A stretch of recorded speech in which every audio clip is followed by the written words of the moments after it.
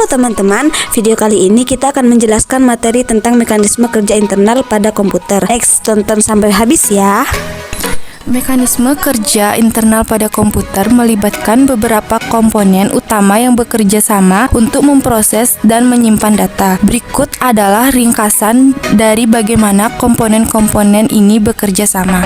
Yang pertama, unit pemrosesan sentral atau CPU. Ini adalah otak dari komputer yang mengendalikan semua operasi internal dan pengolahan data. CPU menjalankan instruksi yang disediakan oleh program atau perangkat lunak. Yang kedua, memori utama. Memori utama atau Random Access Memory atau RAM adalah tempat penyimpanan sementara untuk data dan instruksi selama komputer melakukan tugas pemrosesan. Ketika komputer dimatikan, data dalam RAM akan hilang.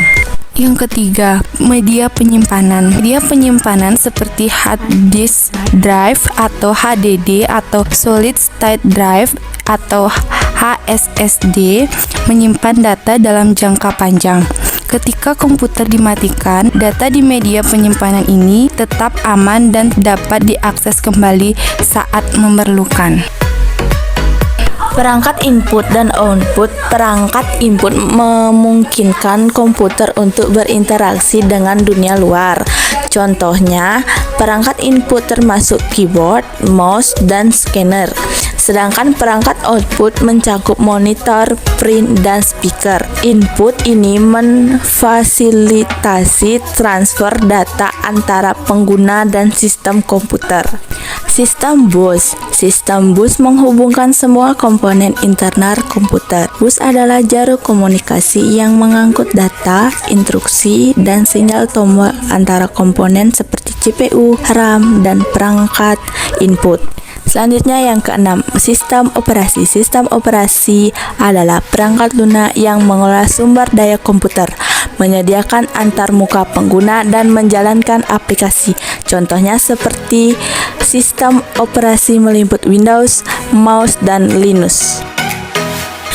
Mekanisme kerja internal komputer terjadi sebagai berikut. 1. Pengguna memasukkan instruksi melalui perangkat input, seperti mengetik pada keyboard atau mengklik mouse. 2. CPU menginterpretasikan instruksi dan memproses data sesuai dengan perintah yang diberikan oleh perangkat lunak. 3. Data dan instruksi diproses dalam CPU dan disimpan sementara di RAM.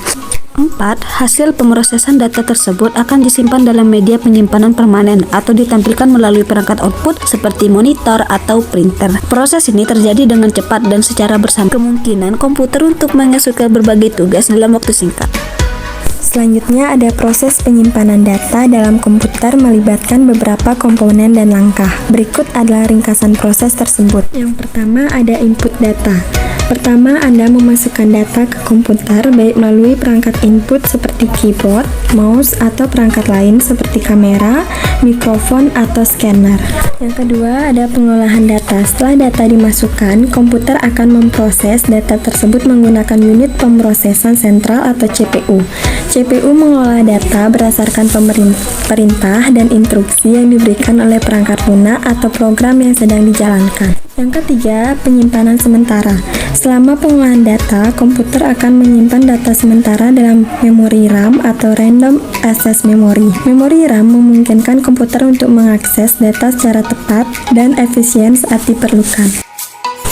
Yang keempat ada penyimpanan permanen. Setelah data diolah, hasilnya perlu disimpan dalam media penyimpanan permanen seperti hard disk drive atau disebut dengan HDD atau solid state drive atau disebut dengan SSD. Data ini kemudian dapat diakses kapan saja, bahkan setelah komputer dimatikan dan dinyalakan kembali. Yang kelima ada output data.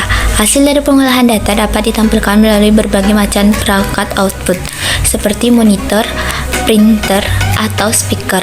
Output ini membantu pengguna untuk melihat dan memahami hasil dari pengolahan data yang telah dilakukan oleh komputer. Proses penyimpanan data ini terjadi secara berkelanjutan dalam komputer, memungkinkan pengguna ini mengolah dan menyimpan data dengan cepat dan efisien. Oke guys, jadi itu penjelasan materi dari kami. Maaf jika kurang sempurna, karena yang sempurna itu pilihan dia. Dan kami meminta maaf jika ada kekurangan dari materi kami. Sekian, terima kasih. Bye-bye. See you guys. See you.